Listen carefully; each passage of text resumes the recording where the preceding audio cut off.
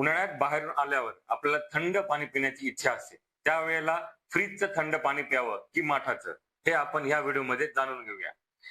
उन्हाळा म्हणजे शरीरात उष्णतेचे प्रमाण वाढते आणि बाहेरून आल्यावर हीट वाढल्यावर आपल्याला होते इच्छा म्हणजे थंड पाणी पिण्याची.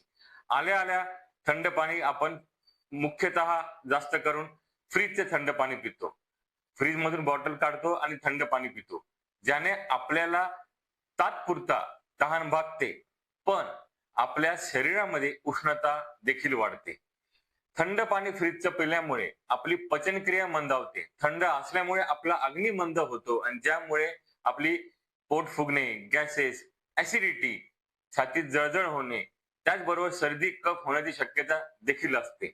याचबरोबर जर आपण बाहेरून आल्यावर माठाचं पाणी पिलं तर ते पचनासाठी हलकं असतं. आपल्याला तृष्णा म्हणजे तहान ही जीभ, तालू आणि तोंडातला जो काही भाग आहे याला ओलावा निर्माण करण्यासाठी प्यायचं असतं. त्यामुळे आपण माठातलं पाणी पिल्यामुळे आपल्याला तहान भागते आणि आपल्याला आहाराचं पचन होण्यास देखील मदत होते. धन्यवाद.